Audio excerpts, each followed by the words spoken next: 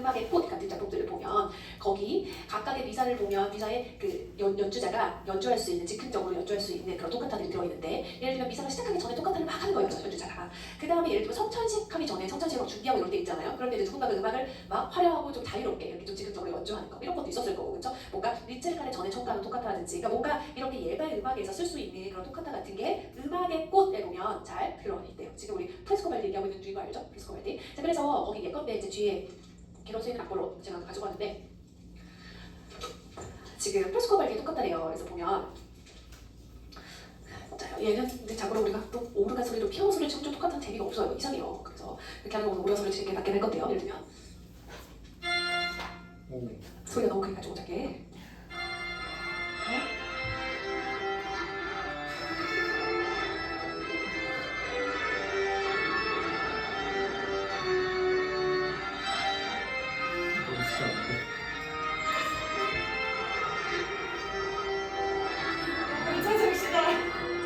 보면 지금 제가 지금 템포를 막 약간 제 멋대로 좀 했거든요. 왜냐면 이거 똑같다니까 치는 사람 마음이 좀 그래서 내가 이제 연주자니까 이를 발을 너무 정확하게 하지 않고 이제 이렇게 가는 거죠. 그래서 뭔가 이렇게 좀 장식적인 음영들도 있고 뭐좀 길게 끄는 음영들도 있고 그래서 좀 빠르게 하는 음영들도 있고 이제 막 하면서 좀 즉흥적인 그런 양식이 돋보이는 이런 악보들이 똑같다고. 그 다음에 또 누가 있냐면 프로베르가요. 프로베르가 아까 어디서 나왔었죠?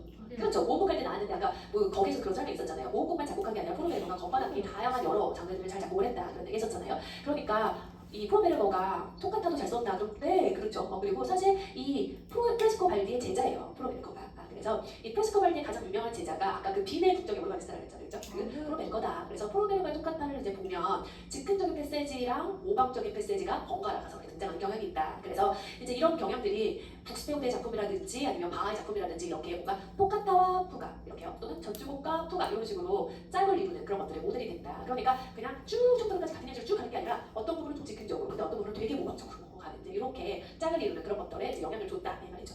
그래서 프로베르거가 있고 그 다음에 북스페우드 그럼 얘기를 계속 이어서 해보면 북스페우드도 이제 리베르의 오르가니스트였고 북스페우드의 독일 전역에서 작곡가들이 막 찾아올 정도로 뭐 이름이 유명했던 그런 작곡가고 제가 그래서 어린 바하가 북스페우드의 그 연주 같은 거 보려고 막 갔다가 막 그런 얘기를 제가 지금도 한 기억이 있죠. 그래서 북스페우드의 톡카타를 보면 거기 얘도 얘가 그러니까 이 곡들도 자유로운 양식으로 된 짧은 부분이 있고 그 다음에 모방적인 부분이 있고 이렇게 교대로 등장한대요. 그러니까 처음부터 그냥 쭉 모방받아지 이런 재미가 없잖아요. 그게 아니라 좀 자유로운 부분, 아주 모방적인 부분, 자유로운 부분, 모방적인 부분 이런 식으로 이제 교대로 간다는 거고.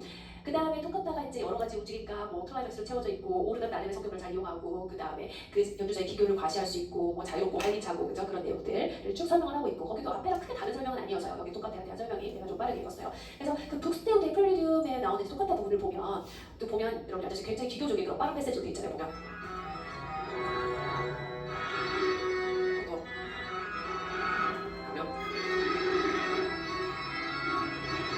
이런 식으로 어떤 장식적인 막 패시지도 가고 좀 길게 끄는 것도 있고 있지만 그런 거죠. 그러니까 예를 들면 이런 톡카타라든지 그죠? 그래서 이제 이렇게 즉흥적인 어떤 기교를 좀 잘 보여주는 연주자의 기량을 잘 보여주는 이런 즉흥야식인 톡카타가 바로 그 시대에 굉장히 많이 만들어지고 많이 연주하고 했다는 거죠. 그죠? 그래서 지금 프레스코발리라든지 뭐 프로베르거, 북스페우드 이제 이런 작곡가들을 얘기를 하고 이제 그 다음에 이제 판타지아로 넘어가는 거죠.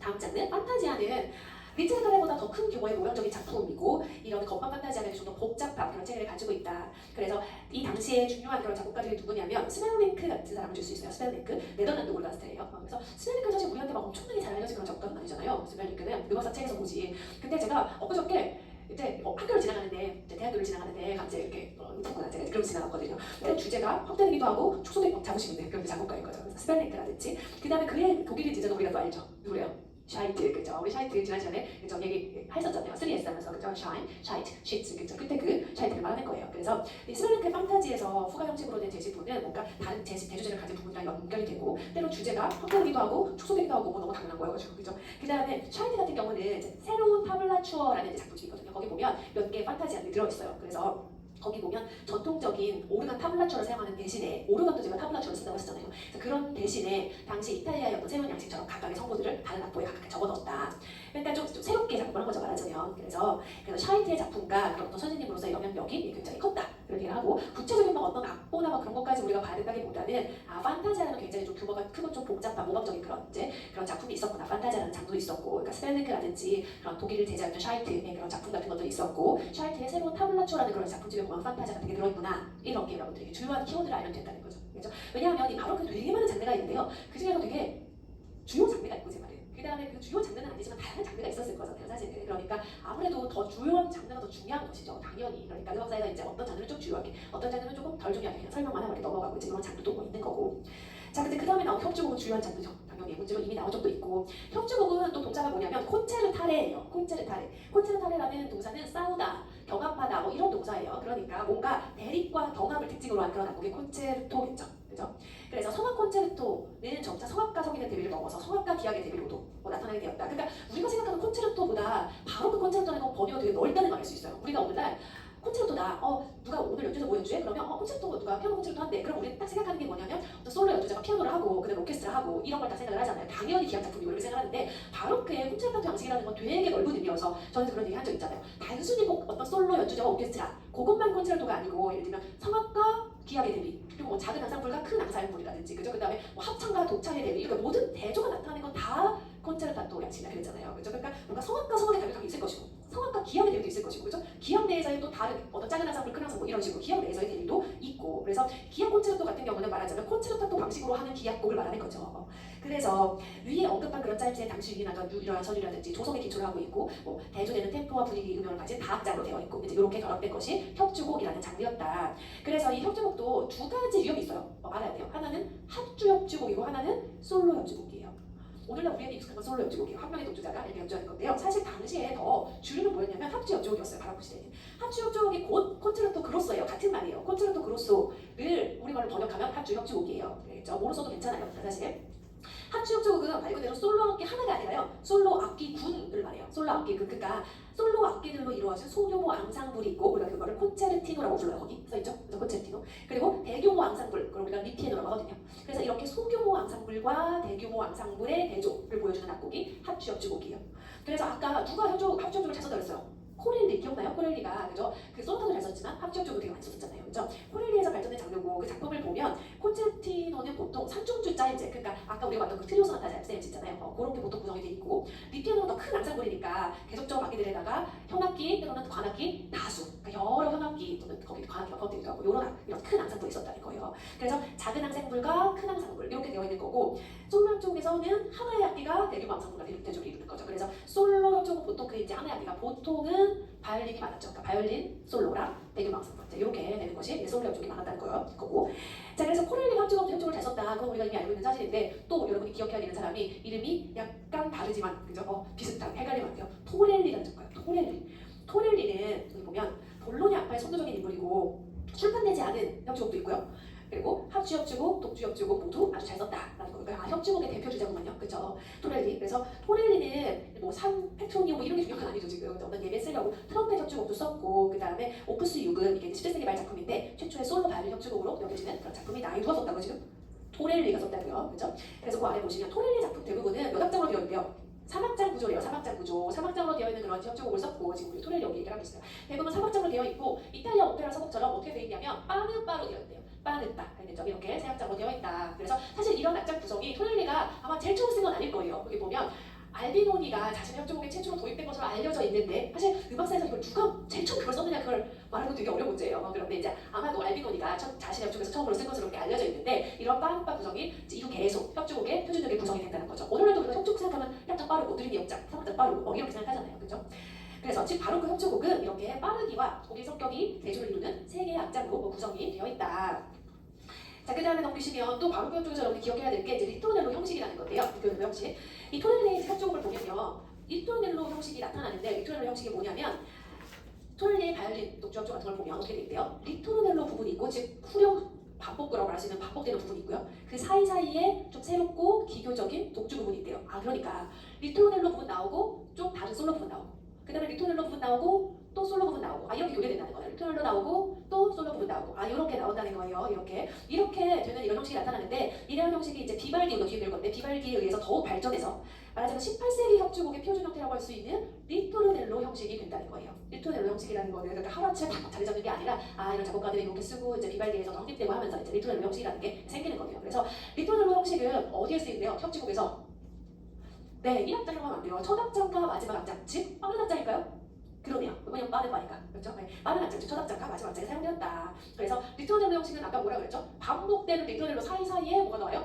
솔로 부분이 나오는데 그 솔로가 하는 그런 새로운 부분 에피소드라고 하거든요. 그래서 반복되는 리토넬로 사이사이에 이렇게 새로운 에피소드가 나오는 그런 형식을 말한다. 그래서 리토넬로는 누가 연주하냐면 전체 관현악이 연주하고 그 다음에 그 새로운 에피소드는 독주가 연주하고. 그러니까 전체 관현악이 리토넬로 부분하고 또 솔로가 좀 새로운 에피소드 하고 또 전체 관현악이 리토넬로 하고 또 솔로가 에피소드 하고 이렇게 교대되는 거네. 계속 그래서 전체 관현악이 또 리토넬로 하고 이게 몇 번 하냐면 정해진 바가 없어요. 그래서 이렇게 교대하는 형식을 말한다. 그래서 토렐리가 사용한 도입 주제는 이제 피아노에 의해서 으뜸적으로 처음 리토넬로 나오는 거죠. 그 다음에 조성도 사실은 어떤 쪽으로 가야 된다가 없어요. 그래서 두 번째 리토넬로부터는 다양한 쪽으로 사용되다가 당연히 마지막 리토넬로에서 다시 원조로 돌아와서 끝나겠죠. 바로 그 시대인데 딴 쪽으로 가서 끝날 일은 없잖아요. 그죠? 마지막 리토넬로에서 당연히 으뜸적으로 돌아와서 끝나는 이런 구성으로 되어 있다. 자, 그러니까 이제 지금 얘기한 거는 협주곡이라는 장르이고, 협주곡이라는 장르는 두 가지 유형이 있어서 합주 협주곡이 있고, 그 다음에 독주 협주곡이고 솔로 협주곡이죠. 같은 말이잖아요. 그죠? 이렇게 기억해놓고, 그 다음에 아까 코렐리도 합주 협주곡 잘 썼고, 뭐 그런데 또 기억해야 되는 사람이 토렐리, 맞아요. 토렐리가 이거 독주 협주곡 같은 거 잘 썼다잖아요. 합주 협주곡 썼지만, 그래서 이 토렐리의 얘기를 하고 그 다음에 이제 이런 토렐리의 곡들 협주 협주곡이니까 리토넬로 형식이 나타나더라. 그죠? 물론 리토넬로 형식이 자리 잡게 되는 건 이제 점점 시간을 가면서예요. 그렇지만 이제 이렇게 리토넬로 나오고 독주 에피소드 나오고 리토넬로 나오고 독주 에피소드 이런 식으로 가는 이런 형식이 사용되었더라. 오늘날 우리가 리토넬로 형식이라고 부르는 그런 형식을 말하는 거죠. 그렇죠? 자, 이게 바로 그 협주곡의 빠른 악장에 사용되는 형식이다. 여기까지 지금 잘 따라오고 있죠. 자, 좋아요. 저희 그 낙방을 좀 껐다가 한 시간만 끄면 좋을 것 같아요. 자, 그 다음에 나온 형식은 서곡이에요. 서곡. 자, 서곡은 뭐래요? 일반적으로는 오페라나 칸타타 같은 그런 좀 규모가 있는 성악곡에서 서주나 간주로 들어간 그런 관현악곡 이런 곡들을 서곡이라고 한다. 프랑스 서곡은 우베르디르라고 하거든요. 프랑스 서곡 그 불어 발음에 따르면 누가 믿는데 우리 지난 시간에 배웠는데 이 사람을 릴리요. 그렇죠. 프랑스 오페라는 자고로 릴리 아니에요. 그렇죠. 그래서 프랑스 서곡은 릴리가 자신의 그 오페라에서 확립을 해냈죠. 그래서 릴리가 확립을 한 거고 이 부분 형식으로 되어 있다. 그런데 어떻게 되어 있냐면 첫 번째 부분과 두 번째 부분이 좀 특징이 달라요. 악보를 보면 이게 지금 아르미데 서곡이거든요. 나 아르미데를 처음 듣는다 이거 곤란해요. 지금 지난 시간에 우리 아르미데라는 오페라를 그렇죠? 이미 봤잖아요. 그렇죠? 그 아르미데라는 오페라의 지금 서곡이 관현악 연주하는 부분인 거죠. 시작하기 전에 관현악을 연주하는 부분이 먼저 나오고 그다음에 또 오페라를 시작한다는 거예요. 근데 이 악곡을 보면 일단 여러분들이 첫 번째 부분이 어디까지인지 너무 분명하게 알 수 있어요. 왜냐하면 이렇게 시작이 쭉 되고 여기 보면은 이렇게 겹슬로즈 이렇게 다 이렇게 있거든요. 그러니까 여기까지 이렇게 쭉 하고 그 다음에 거기 한번 반복하고 이렇게 할 거잖아요. 그렇죠? 거기가 첫 번째 부분이고 그 다음에 여기 보면 이렇게 넘어가잖아요. 여기가 두 번째 부분이겠죠. 지금 안무가 잘린 거예요. 그렇죠? 이렇게 되어 있는데 벌써 눈으로 딱 보기에 뭐가 보이냐면 첫 번째 부분은 슬로우라고 되어 있어요. 슬로우, 느리게 하네요. 근데 두 번째 부분은 뭐라고 써 있어요? 패스트 이렇게 써 있어요. 그렇죠? 이렇게 한 악곡 내에서 슬로우, 패스트가 따로 써 있는 악곡은 정말 드물어요. 그렇죠? 이렇게 빠르게 가는 거. 첫 번째 부분은 이렇게 좀 느리고요. 화성적이고 좀 장엄하고 이렇게 좀 웅장하고 그다음에 붙잡 리듬가 딴딴딴딴 이렇게 붙잡 리듬이잖아요. 그렇죠? 그런 리듬을 많이 쓴대요. 제가 한번 쳐보면 첫 부분을 좀 느리게 쳐야 되겠죠. 보면 피아노를 치는 당연히 관현악 곡인 거 알죠? 그죠? 제가 그냥 피아노를 치는 거예요.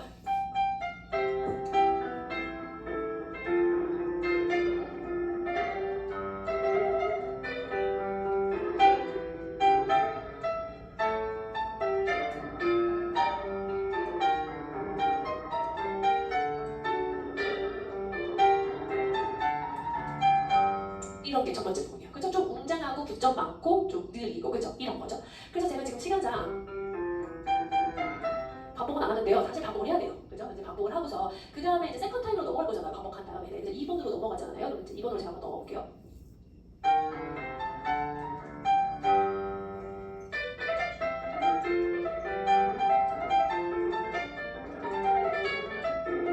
그죠? 이렇게 벌써 분위기가 좀 다르죠? 약간 빠르면서 어때요? 좀 모방적이고, 그죠? 요렇게 가네. 두 번째 부분이 좀 첫 번째 부분이랑 달라요, 그죠? 요렇게 되네. 그러니까 앞 보면 금방 구분할 수 있어요, 사실은. 이거 또 보니까 앞에도 보니까 이거 관람곡이고, 그죠? 그다음에 슬로우도 있고, 그다음에 두 번째 부분 패스트도 있고, 그죠? 요렇게 가는 거. 이런 게 지금 릴리의 아르미데 서곡이고, 프랑스 서곡의 대표적인 예다 이 말이죠. 그 다음에 그 아래를 보면 이탈리아 서곡은 이래요. 두 개가 좀 특징이 다르니까 얘를 따로 설명을 하겠지. 그러면 그냥 서곡은 그럼 한국어로 설명을 하겠죠. 그죠? 이탈리아 서곡은 또 심포니아라고 불러요. 우리가 심포니아, 바로 보면 심포니아라고 써있잖아요. 그죠? 심포니아라고 부르는데 누구에서 발전됐대요? 스칼라티, 이 스칼라티는 아까 나왔던 도메니코 스칼라티가 아니고 우리가 지난 시간에 우리 스칼라티를 어디서 배웠어요? 그래서 오페라 중에서도 지역을 얘기해봐라고 한다면 나폴리 오페라를 부르는 게 자신이 없어요. 그죠? 나폴리 오페라, 그죠? 했던, 그죠? 그 스칼라티 말이에요. 맞아요. 알레산드로 스칼라티에서 발전됐다. 그래서 빠르고 느리고 빠른 상부분 형식을 가지고 있는데 첫 부분은 모방데이적이고 아주 다른데 또 헷갈리게, 그죠? 프랑스 서곡이랑 달라요. 첫 부분은 모방데이적인 잼잼이고 그 다음에 두 번째와 세 번째는 더 단순한 화성 적자 제곱 이렇게 되어 있대요. 그래서 이탈리아 서곡이 종종 이제 오페라 앞부분을 원래 연주하는 거잖아요. 그런데 오페라에서 분리돼서 음악의 시작 레퍼토리를 연주하기 시작했다. 그러면서 이 심포니아가 고전 시대에 이제 심포니 벌써 요거 좀 비슷하네, 그죠? 심포니로 이어진대요. 이렇게 왜냐면 사람들이 이 관현악 부분을 이제 되게 좋아한 거죠. 그래서 관현악 부분이 너무 마음에 들어. 오페라 시작하기 전에 하는 그 관현악 연주 부분 있잖아. 너무 좋아. 이제 이렇게 하면서 걔는 따로 연주하는 거죠. 그리고 따로 작곡가들을 작곡하고 그러니까 이제 얘가 독립된 말하자면 어떤 관현악 그런 장르가 되는 거죠 나중에는. 그래서 이 이탈리아 서곡, 그죠? 심포니 안에도 기억해놓고, 그렇죠? 그러니까 프랑스 서곡이 있고 이탈리아 서곡이 있네요. 예, 기억해놓기.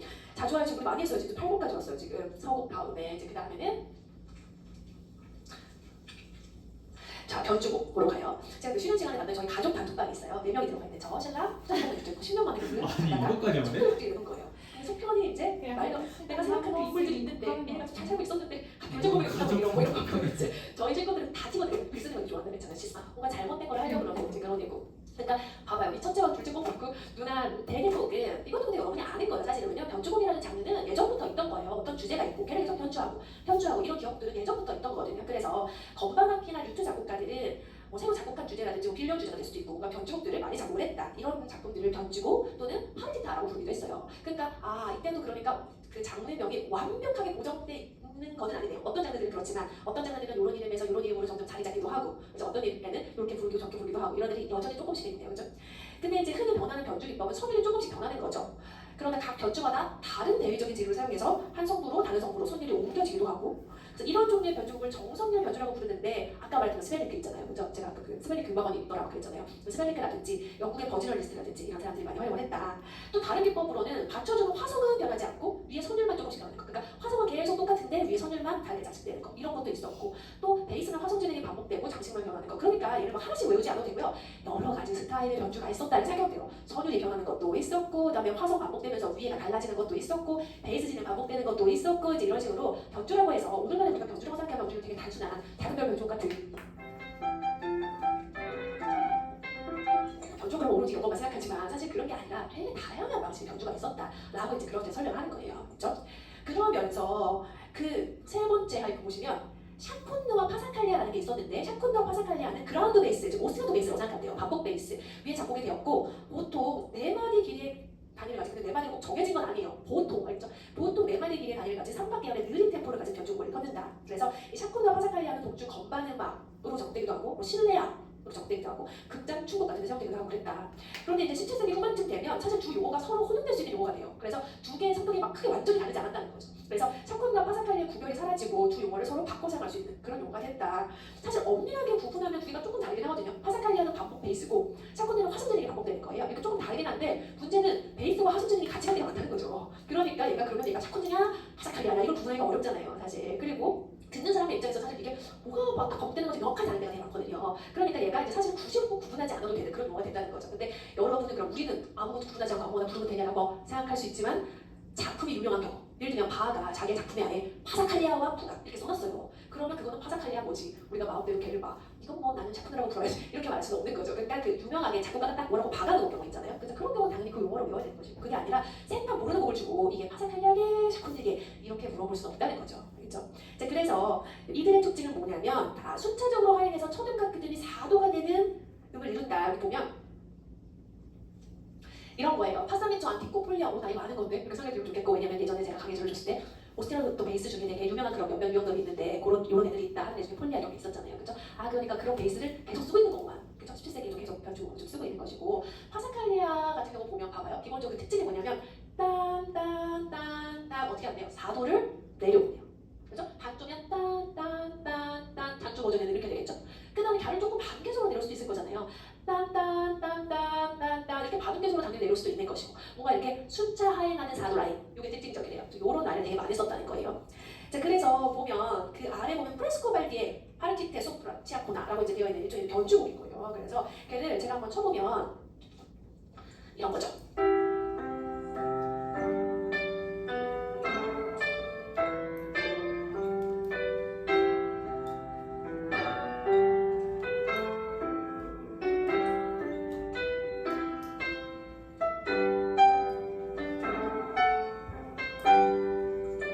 여러분 이제 눈치를 챘어요? 거기 지금 프리마 팔타하고 그다음에 2A, 3A 이렇게 조그맣게 적혀져 있잖아요. 그렇죠? 얘네가 지금 지금 네 마디씩 네 마디 사실 변주를 그러니까 네 마디 꼭 네 마디 아니고 네 마디 그다음에 두 마디 그다음에 그다음 마디 이렇게 변주를 하고 있다는 거죠. 사실 보면 기본적인 뼈들이 같아요. 그냥 다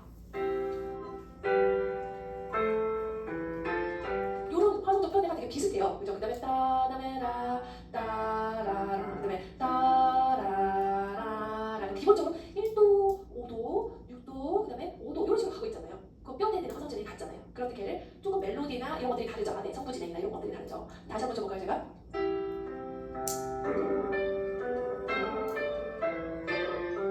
이렇게 있고 그다음에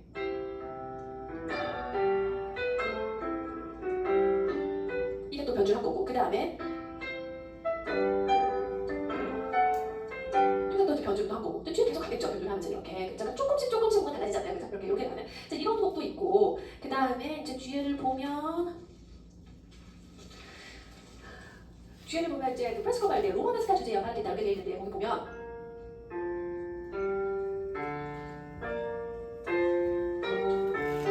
이제 이런 라인이 있으면 따다메 마다메 바라는 요 라인 있잖아요. 거기가 꽃표로 그 다음에 표시돼 있어요. B 부분을 보면 그죠? B 부분을 보면 그 다음 페이지로 제가 넘겨보면 이렇게 꽃표로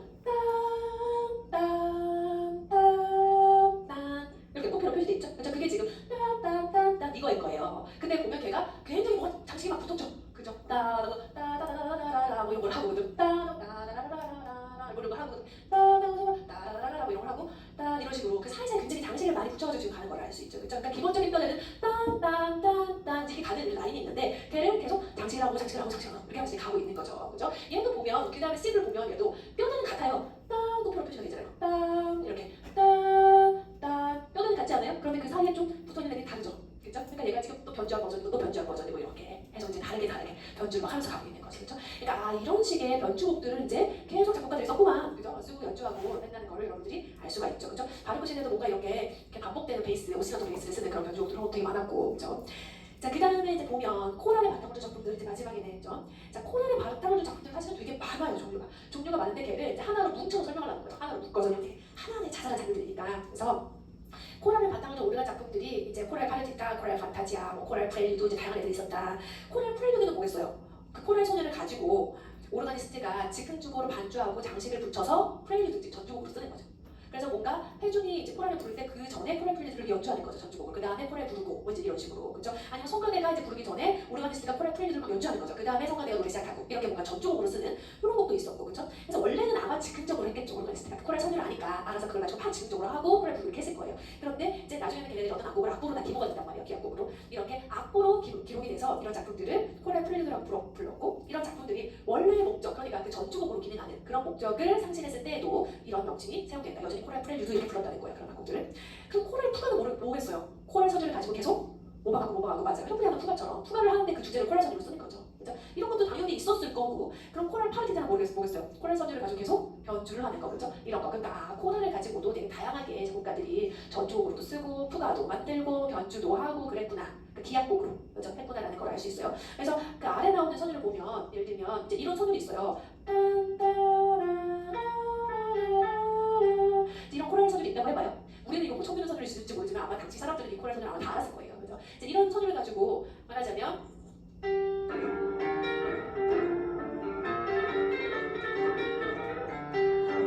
이런 식으로 사실 오르간으로 전해보시는데 그죠? 이렇게 가는 막 장식을 하면서 이렇게 가는 이런 코랄 프렐리드 같은 거를 연주를 했다는 거죠. 그죠? 이제 이렇게 코랄을 바탕으로 둔 여러 가지 작품들도 있었어요. 이제 이렇게 하고 이제 끝나는 거죠. 이 기악 파트가. 그죠?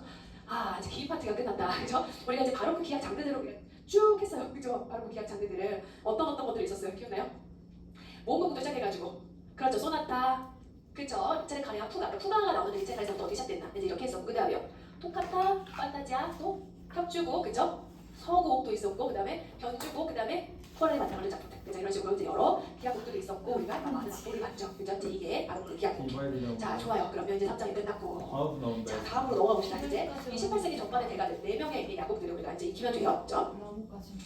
사실 이제 18세기 전반의 대가들은 여러분들 이제 음악 전공 잘하면 또는 사실 음악 전공자가 아니어도 이 4명의 이름을 나 처음 듣는다 뭐 비발디 처음 듣는다 이런 사람은 아마 잘 없겠죠. 그죠? 뭐 바를 처음 듣는다 이런 사람은 잘 없을 것이고 사실 굉장히 유명한 작곡가들이고 그 다음에 사실상 학교에 가시면 많이 가르치게 되는 그런 작곡가들이죠. 사실 여러분이 학교에 가시면 뭐 조스텍이나 뭐 이런 작곡가들의 작품 뭐 밤이 얼마나 듣겠어요. 그죠? 특히 있지만 사실상 많이 여러분들이 이제 가르치시게 되는 작품들은 뭐 바하라든지 뭐 베토벤 야곡들 이런 거죠. 사실은 그래서 뭐 국민 아빠의 막 이런 작품들을 많이 하게 되지. 굉장히 유명한 그런 작곡가들이요. 근데 이제 이 부분을 보면 생각보다 여러분이 잘 몰라요.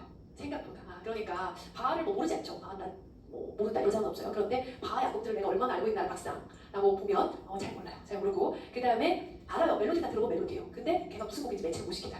뭔지를 작곡과 그 장르를 매칭을 못 시키고 멜로디는 알긴 알아요. 그런데 이런 것들이 되게 많고 그 다음에 이제 알긴 아는데 어렴풋이 아는 거 있잖아요. 그러니까 잘 아는 게 아니고 그냥 말씀 많이 들었습니다. 이렇게 아는 거 있잖아요. 그죠? 그렇게 아는 바로 그냥 많이 들어봤다. 아무런 거죠. 그렇게 아는 대다수가 있어요. 제가 이제 뒤에도 가르쳐보면 뒤에도 마찬가지. 다음 시간에 하는 하이든이라든지 통해서 우리가 듣진 않지만 그들이 악곡을 얼마나 잘하고 있는가 하면 생각보다 잘 몰라요. 그렇기 때문에 이 작곡가는 따로 자세히 보면서 이 작곡가의 작품들을 좀 이렇게 자세히 보는 거 필요하고 개론서에서도 이 작곡가들을 되게 자세하게 언급하거든요. 그러니까 이 작곡가들 한 사람씩 보려는 건데 제가 이들의 막 3개까지 자세하게 막 하나씩 설명하진 않아요. 사실 어떤 개론서들을 보면 세계도 되게 자세하게 막 설명을 하고 있거든요. 근데 이제 그 세계를 건너뛰지 마세요. 개론서를 읽을 때 한번 읽어는 보세요. 한번 읽어. 그렇죠. 우리가 그 세계를 외우기는 어렵죠. 사실은. 그렇기 때문에 이 사람이 이런 삶을 살았구나. 이제 전체적으로 알고 있어야 되겠고 그렇지만 생애. 하나하나씩 세계라고. 갑자기보다는 그래서 이 사람이 이런 세계를 살아서 이런 작품을 썼구나. 그 작품에 대한 거를 굉장히 잘 알아야 된다고 생각이 들어요. 그리고 너무 유명한 작품들이 일단 많고, 그죠? 저기 보면 시작을 해봐요. 우리 비발디부터. 이 시기는 이제 여러 국가들로 도시국가, 자국공국들에서 다 예술 후원을 했대요. 그래서 예술 후원을 하면서 세력과 부를 과시를 했대요. 그러니까 요즘에 왜 막 되게 나 부자야 이런 것들을 이제 과시하려고 사람들이 뭐래요? 뭐 그룹이나 이런 뭐 이렇게 저기 뭐 사우디아라비아 이런데 이런 되게 돈 많은 그죠? 막 그런 사람들이 뭐래요? 막 운동 그 어떤 뭐 스포츠 축구단을 가지고 있고 막 그죠? 야구단 만들고 막 이런 걸 하잖아요. 그죠? 기업에서 그런 걸 하는 것처럼. 이 당시 사람들이 어떤 자기 세력과 부를 과시하기 위해서 뭘 했냐면 예술 후원을 했대요. 되게 훌륭하네. 그렇죠? 예술을 해서 나 어떤 이런 유명한 화가를 후원하고 있어. 내가 데리고 있는 음악가 누가 있지? 이렇게 그게 일종의 어떤 자기 부를 과시하는 그런 방법이었다는 거예요. 그 사실 음악가들께서 되게 좋은 거죠. 어떤 후원체가 있는 거니까 후원자들이 있는 거니까. 그래서 경쟁력 있는 작곡가는 계속 좋은 자리를 옮길 수가 있었다니까요. 더 좋은 자리를 옮기고 더 좋은 자리를 옮기고 이렇게 갈 수 있었어요. 그러면서 이 작곡가들은 가는 곳에 따라서 사실은 조금 다르게 작곡을 할 수밖에 없어요. 왜냐면 당연히 거기에 맞춰서 거기에 사람이 원하는 대로 나를 고용한 사람이 원하는 대로 원하는 곡을 작곡을 해줘야 돼요. 그렇기 때문에 오늘날처럼 완벽하게 오늘날은 사실 그렇진 않죠. 작곡가가 완벽하게 자기가 원하는 것만 쓸 수 있냐 하면 그렇지 않잖아요. 뭔가 위쪽을 바거나 하면 당연히 거기 맞춰서 써야 되는 거잖아요. 그래서 그런 구체적인 목적에 맞춰서 작곡을 했다. 그래서 18세기 초에 음악에 대한 관심이 이제 몇몇 굉장히 뛰어난 그런 음악가들한테 집중이 됐는데 이들은 바로크의 요소들을 독자적인 양식으로 확립한 그런 작곡가들이다. 하고서 이제 제가 조금 줄여서 지금 그 첫 번째 부분을 설명을 할 거예요. 자, 그래서 이제 첫 번째가 누구냐면 비발디를 가는 거예요. 비발디. 이탈리아의 작곡가고, 그죠? 어려워서 사제 교육을 받았는데 이제 건강이 나빠져서 미사 직전을 하기 어렵게 됐어요. 그래서 이제 전적으로 음악 연주를 했다. 그래서 이제 18세기 초에부터 해가지고 한 40년까지 되게 오랫동안이네. 그러니까 한 18세기 전반에 걸쳐서 쭉이네요. 보니까 베네치아의 피에타 오스페달레라는 말하자면 기관이에요. 그 기관이 이제 고아나 사생아들을 모아가지고 교육을 시키고 키우고 이런 데예요. 당시에 이런 베네치아에 이런 고아 같은 데서 말하자면 그런 데들이 되게 많았거든요. 특히 제가 다큐멘터리 같은 걸 봤는데 사생아가 되게 많았다 그래요. 사생아가. 그러니까 어떤 귀족의 그런 아이를 낳은 거죠. 그런데 이제 그 아버지가 호적에 올려주지 않고 이제 몰래 낳은 거죠. 말하자면 이제 그런 낳았으나 이제 아버지가 모른 척하고 이제 이런 애들이 많았을 거잖아요. 그런 이제 아이들이 되게 모이는 그런 데를 이제 놓고 가고 그런데 엄마가 이제 몰래 놓고 가고 이제 그러면 그런 아이들을 모아서 교육을 시켜주고 이제 이렇게 밥을 먹이고 이렇게 하대요. 근데 거기에 교육 수준이 상당히 높았다 그래요. 그런 고아원 같은데 이제 그런 시설 같은 데 쭉 나오는 걸 봤는데 저는 무슨 미술관인 줄 알았어요. 되게 좋아요. 되게 좋고 막 유명한 미술 작품 같은 것도 막 걸려 있고 막 후원도 나름 꽤 있었을 것이고 이제 그런 기관인 거예요. 그런 기관 중에 하는 거예요. 말하자면 피에타 오스페달레가 그래가지고 거기에 이제 말하자면 선생님이자 작곡가이자 가을 연주가로 활동을 했다는 거예요. 그러니까 자선음악회가 더 되게 많이 했을 거란 말이에요. 그러니까 그런 곡이 필요하잖아요, 그렇죠? 그러니까 작곡도 많이 하고 자기가 지도하고 애들을 가르치기도 했을 것이고, 그렇죠? 악기도 가르치고 막 했을 거예요. 그래서 특히 어떤 장르를 잘 썼냐면 협주곡에서 두드러진 그런 작곡가였고. 사실 협주곡만 잘 쓴 건 아니에요. 되게 다양한 장르를 잘 썼어요. 비발디가 교회 음악도 잘 쓰고 오페라도 잘 쓰고 또 심포니아 이런 거 되게 다 잘 썼다. 그게 이제 비발디 첫 번째 문단이에요. 그래서 이제 하나씩 어차피 곡을 얘기할 거예요. 제가 하나씩 협주곡부터 시작을 해봐요. 자, 협주곡은 일단 아까 사박장 구조라고 한번 기억나죠? 그 사박장의 구조가 어떻게 돼요? 빠, 느, 빠예요. 맞아요. 빠는 빠의 사박장 구조를 규정하고 있고 느린 악장이 굉장히 서술적이고 서정적이에요. 그리고 이 피에타 오스페달레에서 오케스트라가 이제 어떻게 보통 구성이 됐냐면 한 20명에서 25명쯤 되는 현악기로 구성이 됐고 그다음 이제 콘티노 악기까지 붙은 거죠. 합시코드나 오르간 지문 악기가 붙어 있고 현악기는 바이올린 원투가 있고 비올라, 첼로, 그다음에 이제 베이스 비올 이런 식으로 구성이 돼 있었다는 거예요. 그래서 비발디 협주곡을 보면 약 350곡 아까 많이 썼었는데 그래서 엄청 많아요. 350곡 정도가 오케스트라와 독주악기를 위한 그런 작품들인데 그 독주악기는 대다수가 바이올린이에요. 그 바이올린 협주곡을 많이 썼다 이 말이죠. 왜냐면 본인이 일단 바이올리니스트였고 그렇죠? 당시에 되게 그 협주곡의 선율악기로 많이 쓴 악기가 바이올린이기도 했고 그렇지만 바이올린 협주곡만 쓴 게 아니고 뒤에도 나오죠. 그러나 상당수 협주곡은 바순이라든지 첼로, 오보에, 플룻, 비올라, 나울레, 코라, 만돌린 이런 특장도 한다. 그 다음에 사실 그 다음이 좀 더 중요한데요. 네 번째, 비발디의 협주곡이 항상 이런 음악적 특징이 나오면 중요해요. 비발디 협주곡이 다른 작곡가들과 구별되는 점은 뭐가 있대요. 사막장 구조를 쓰는 건 사실 뭐 다 비슷하죠. 그런데 사막장 구조의 느린 확장에 다양한 변화를 줬고, 그 다음에 리토넬로 형식이 뭔가 형 안 돼요. 그러면 제가 그래요 아까 했잖아요, 그렇죠? 리토넬로 형식 아까 토렐리 협조곡에서 나타난 그 리토넬로 형식 말이에요. 그게 비발디 악곡에서 견고하게 보다 확립되고, 그렇죠? 그 다음에 풍부한 상상력으로 뭔가 생생함과 그림 같은 이런 음악을 만든 거, 이런 게 비발디 협조에서 되게 두드러지는 점이다 설명하는 거고, 그 다음에 여러분 싫어하는 작품 제목들 그죠? 이제 꺽셀러 이렇게 된 애들이 다 작품 제목이잖아요, 그죠? 외워야 되는 방법이 없어요. 외워야 돼요. 1711년 안 돼도 돼요. 그게 아니라 화성의 영감, 이게 옥삼이에요. 이것을 출판한 이후로 이제 한 10년대, 20년대로 생각하면 돼요. 1710년대, 20년대에 이렇게 요 정도 기억하고 좋겠어요. 9건의 협주곡 모음을 출판했다. 그래서 협주곡 모음을 되게 많이 출판했네요, 그죠? 그래서 오프스 3, 이게 화성의 영감이고, 그 다음에 오프스 4, 얘가 스테라 만찬고, 그 다음에 오프스 8, 화성과 착상의 시도, 그 다음에 리라 오프스 9, 이런 식으로. 그 중에 또 유명한 애들이 있다 이 말이죠. 지금 말한 제목이 개론서에 적혀져 있는 애들, 요런 애들이 당연히 유명한 애들이고, 얘네들은 외워줘요. 알겠죠? 네. 자, 그러면서 이제 얘네가 유명한 애들이다. 그러면서 또 그 중에서도 또 유명한 애들이 있을 거잖아요, 그죠? 원래 수많은 작품이 있으면 그 중에 좀 유명한 애들이 있고, 그 중에 진짜 유명한 애가 있고, 이렇게 되는 거예요, 당연히. 그래서 얘네 협곡도 유명한데, 그러면서 또 설명이 가는 거예요. 그 중에 진짜 여러분들이 잘 알아야 되는 진짜 유명한 애가 누구예요? 화성의 영감 오프스 3이랑, 그 다음에 화성과 착상의 시도 오프스 8이래요. 걔네가 설명이 따로 붙어 있잖아요, 그죠? 당연히 그런 애들이 제일 유명한 애들이에요, 설명이 따로 붙어요. 그래서 화성의 영감 오프스 3이랑 화성과 착상의 시도 오프스 8, 이거 진짜 유명한 애들이에요, 그죠? 자, 화성의 영감, 얘는 일단 최초로 출판한 협주곡 모음이고, 처음 출판한 협주곡 모음이고, 그 다음에 얘가 한 곡이 아니에요. 아까도 제가 코랄리 설명할 때도 그런 얘기 했잖아요. 작곡가들이 디지털 싱글을 내는 게 아니라고. 그게 아니라 곡을 여러 개 모아가지고 한 번에 출판, 이렇게 하는 거예요. 그래서 지금 오프스 3이 그 안에 협주곡이 몇 개가 들어있대요? 12개가 들어있대요. 그 안에 오프스 3 안에 12곡이 있는 거예요. 그러니까 오프스 3 넘버 1, 오프스 3의 넘버 2, 오프스 3의 넘버 3 이런 식으로 12개가 있다는 거예요. 그러니까 되게 오프스 3 자체가 되게 대규모라는 걸 여러분들이 짐작할 수 있겠죠. 왜냐면 각각의 악곡들은 또 빠른 바에 상장으로 돼 있을 거잖아요. 그러니까 되게 대규모이죠. 그래서 이 콘체르티브 악기 편성에 따라서 4대의 바이올린을 중심으로 하는 합주 협주곡, 또 2대의 바이올린을 중심으로 하는 협주곡, 또 바이올린 독주를 위한 협주곡, 이렇게 3가지 종류가 있대요. 그 안에 보면은. 그러니까 4대의 바이올린을 중심으로 하는 합주 협주곡, 2대의 바이올린을 중심으로 하는 협주곡, 그 다음에 바이올린 독주 협주곡, 이런 식으로 3가지 종류가 있다. 그 다음에 화성과 착상의 시도, 이건 오프스 8인데 얘는 왜 유명하냐면 4개 때문이죠. 4개. 이 오프스 8의 처음 4곡을 우리가 4개라고 하는 거예요. 그렇죠? 그래서 이 중 4개가 분위기 묘사 장면의 그림처럼 생생하게 묘사하는 그런 곡이다. 이 4곡은 사계절의 자연을 노래한 소네트, 그러니까 일종의 시의 종류라고 생각해요. 소네트는 시가 있어요. 그 시를 음악으로 표현해낸 거다 이 말이죠. 그렇죠? 그래서 3대는 뭐 너무 유명한 작품이나 뭐 제가 뭐 말해 뭐해요. 뭐 실려 있고 있죠. 너무너무 유명한 건데 이게 화성과 착상의 시도 오프스 8에 들어있다는 거예요. 알겠죠? 그 오프스 8의 처음 4곡이 4개다. 즉 넘버 1번이 넘버 1개가 봄이고, 그렇죠? 그러면 넘버 4가 뭐예요? 겨울 맞아요. 그렇죠? 그래서 여기 보면 제가 이제 개론서에서 갖다 놓은 안보를 보면 여러분 너무 잘하는 거예요.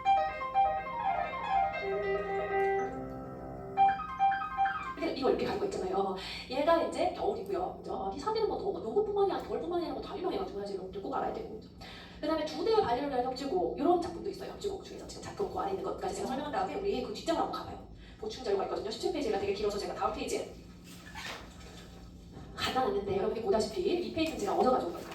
그 교과서에서 가져온 거예요. 교과서에 보면 4대가 뭐 정말 꽤 자세하게 아주 유명한 곡으로 사실 들어가 있죠. 그래가지고 이제 주요 감상 포인트, 그러면서 봄, 그래도 봄의 1악장, 즐거운 노래로 봄을 맞이한다, 그래서 막 설명이 막 적혀 있잖아요, 그죠? 이런 것도 교과서에 있는 거니까 한번 읽어봐요, 알겠죠? 그 다음에 여기는 정말 사계 중에서도 정말 알아야 되는 유명한 발작곡 있잖아요. 유명한 부분들이 거기 짜투리 악보로 있어요. 근데 이런 악보도 당연히 짜투리 악보로 줘도 할 말이 없겠죠. 교과서에 있는데, 그죠? 교과서에 있는 악보를 선생님이 못 알아보고 사계 악보를 못 알아보면 안 되잖아요, 그죠? 그러니까 멜로디 들으면 여러분들이 다 아는 거예요. 그래서 봄 보면 아는 거잖아요, 그죠? 따란딴딴따라단, 이게 지금 봄이야. 알겠죠? 자, 그 다음에 여름은 여기 있는 거라도 모든 학장을 다 외우지 않더라도요. 여기 있는 것들 꼭 외워줘요. 알겠죠? 여름 1학장은 무더운 계절에 만물이 활기를 잃고 있다. 뭐 이런 거죠, 그죠? 얼마나 더울까요? 올여름은 벌써부터 걱정이 돼요, 그죠? 작년에는 우리 진짜 더웠던 거 기억나요? 진짜 더웠는데 작년에 뭐라 그랬냐면 앞으로 여름 중에 제일 시원한 여름이 될 거라고 그랬단 말이에요. 그럼 어떻게 앞으로 그죠? 올해는 너무 걱정이 되고 그죠? 지금이죠. 막 밤에도 에어컨을 안 틀면 잠을 못 잘 정도로 되게 덥고 막 그랬단 말이에요. 근데 이게 이제 그냥 이상 기후죠. 이제 지구 온난화 멜로디요. 가을은 이제 수학의 즐거움을 표현한다. 그러면서 이런 거 엄청 하시는데. 근데 아는 멜로디죠. 들으면 아는 멜로디라니까, 그죠? 이런 거고. 그다음에 겨울 지금 그 1악장 너무 유명하지만 2악장 느린 악장 있죠?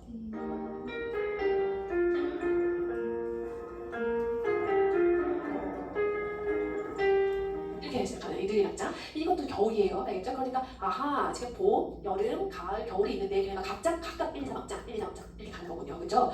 여러분들이 가끔 상이나 그러면 봄여름 가을에서 한 나짝씩 이렇게 있는 게 모여있는 건 줄 아는 사람이 있어요. 아니에요. 이게 이제 각각의 일사각장 이렇게 있는 거예요. 그죠? 그래서 이렇게 주요한 그런 멜로디들 좀 봐놔요. 알겠죠? 그 다음에 거기 보면 제가 이제 그 교과서 도적 관련 좀 분명히 잔소리를 하고 또 잔소리를 하고 막 하겠지만 교과서에 있는 부분들은 버릴 게 없어요. 그래서 예컨 때 이런 이제 어떤 텍스트가 나오는 것들 있잖아요. 당연히 읽어야 돼요. 당연히 그렇죠. 읽어놔야 되고 이제 이런 것들을 뭔가 인용하면서 우리한테 문제를 줄 수가 있단 말이에요. 그런 것들. 그다음에 이제 읽어놓고 그다음에 이렇게 조그만 글씨 있잖아요. 그러면서 보면 이렇게 조그만 글씨 여러 작곡가의 사계 이렇게 하면서 이게 이 비발디의 사계만 있는 게 아니라는 거예요. 그래서 사계라는 제목으로 찰콥스키 피아노 축도 있고 하이든의 오라토리오도 있고 피아졸라의 사계도 있고 이렇게 하는 거예요. 그러니까 이제 이런 작품들이 어딘가에 또 교과서에 이제 이런 애가 짜투리 악보도 있거든요. 얘는 이제 우리 고전시대 배울 거고 교과서에 이제 또 이제 유명하니까 얘도 악보가 있어 같지 않지만 얘가 다른 데서 언급돼 있다고 그래요. 그러니까 이렇게 이런 애들이 또 어디서 말해 또 나올 거거든요. 그러니까 이런 애들이 다 사계라는 제목에 공통점이 있구나. 이런 것들이 나올 때마다 한 번씩 봐두는 거죠. 다른 데 와서 나오더라도 알겠죠? 그래서 교과서에 있는 설명도 봐놓고 그래서 이런 것들 교과서에 있는 것들 여러분들이 꼭 자세히 봐라라고 얘기를 하면서 저는 다시 앞으로 넘어오겠어요. 우리가 여기 종교음악 얘기를 하지 않았거든요. 지금 우리 비발디를 하고 있는데 그러니까 비발디가 지금 하고 있는 얘기는 뭐냐면 협주곡을 얼마나 잘 썼나 지금 그 얘기를 하고 있어요. 협주곡. 그런데 사실 비발디가 종교음악도 잘 썼어요. 종교음악도. 그래서 보면 비발디의 작품 전체 중에서 종교음악이 차지하는 비중은 세속음악에 비해서 매우 적다. 그러나 비발디 자체가 작품이 많아요. 그래서 현재까지 남아있는 종교음악이 60여 곡이 넘는다. 세속음악보다 적다고 해도 이렇게 많다는 거예요. 그죠? 그래서 오라토리도 또 없어진 곡들이 많아요. 남아있지 않은 곡들도 꽤 많고 해가지고 오라토리를 6곡 작곡했다고 하는데 남아있는 거는 승리한 주이타뿐이다. 그래서 이 오라토리오가 되게 대규모 변성이고 다양한 형식의 아니와 합창 이런 게 나온다. 그 다음에 모테트도 썼나? 어때요?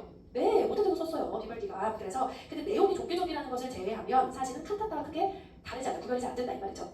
비발디의 모테트는 한 개 레치타티보, 2개 아리아, 그리고 알렐루야 이렇게 형식으로 곡성이 있는데요. 그런데 비발디의 모테트 중에 진짜 유명한 곡이 있어요. 그게 뭐냐면 이 RV630인데 이 비발디의 작품 넘버할 때 이제 보통 R이나 R9를 쓰거든요. 왜냐하면 이렇게 작곡가의 작품 번호 얘기할 때는 우리가 보통 그 카탈로그, 즉 작품 목록을 정리한 그 학자 이름을 따서 써요. 그래서 모차르트의 작품 목록을 쭉 연구해가지고 쭉 이렇게 정리한 사람이 이제 퀘인이거든요. 그래서 우리가 K 넘버를 쓰는 것이고 이런 식으로 뭐 슈베르트는 도이치랑 D 넘버를 쓰는 것이고 이렇게 비발디는 피터 리옹이에요. 그 리옹, 그러니까 R을 쓰는 거죠.